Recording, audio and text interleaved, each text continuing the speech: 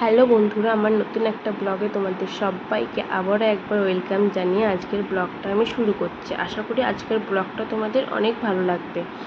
তো সকালবেলা আমি ফ্রেশ হয়ে নিয়ে ঘরদোরগুলো গুছিয়ে নিচ্ছি, কেননা আজকে তোমাদের দাদাভাই পমফ্রেট মাছ আনবে।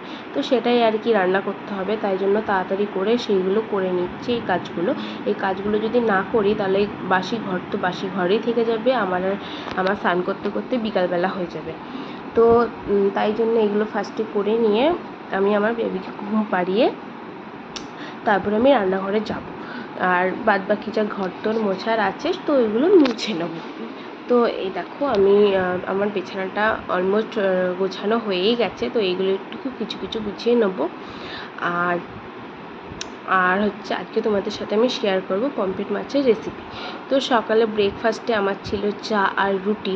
তো এটা খেয়ে নিয়ে আমি রান্নাঘরে চলে যাব। তো রান্নাঘরে গিয়ে দেখি তোমাদের দাদাভাই পমফ্রেট মাছ এনেছে, কিন্তু পমফ্রেট মাছগুলো একদমই ভালো আনেনি, কেননা ও তো কোনো দিন মাছ টাছ কিনিনি। তো তাই জন্য আর সামুদ্রিক মাছ তো কিনিনি, তো তাই জন্য ঠিকঠাক আনতে পারিনি। ও আজকেই ফার্স্ট কিনলো। তো একটু গন্ধ গন্ধ ছিল, বলেছিল ফেলে দিতে। তো আমি ভাবলাম এতগুলো মাছ ফেলে দেবো, তাই আর কি রান্না করে নিলাম। তো তারপরে ও আবার মাটনও এনেছিল।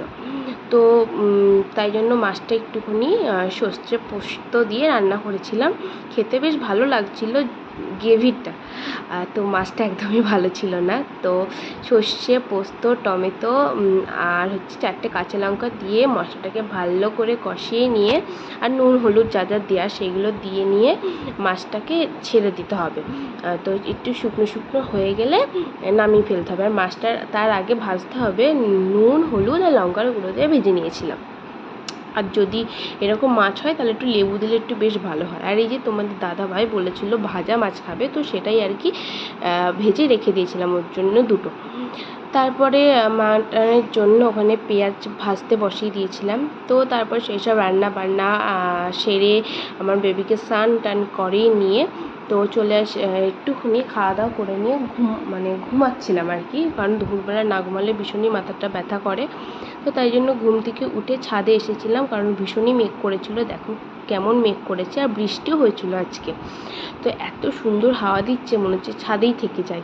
তো ছাদেটা থাকা হবে না, কারণ আমার বেবিকে নিয়ে তো এখন ছাদে ওঠা যাবে না, ও যতদিন না 6 মাস হচ্ছে। তো তাই জন্য আর কি আমি এখনও ওকে নিয়ে ছাদে আসিনি। তো তাই জন্য জামা কাপড় তুলে নিয়ে চলে গেছিলাম নিচে।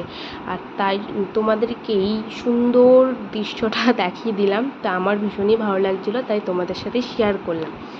আর আমার ভিডিওগুলো যদি তোমাদের ভালো লেগে থাকে তো আমার চ্যানেলটাকে সাবস্ক্রাইব করে দিও, আর ভিডিওগুলো শেয়ার করে দিও, আর আমার পাশে থেকো এইভাবে আগে যেরকম ছিলে।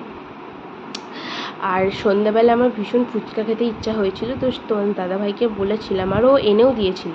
তো এই যে ও হচ্ছে কিনা যে ফুচকা খাচ্ছে, আর আমার না বেশ ভালো লাগছিল না, ফুচকাটাও আজকে ভালো হয়নি। তো ও ফুচকা খেতে থাকুক, আর আমরা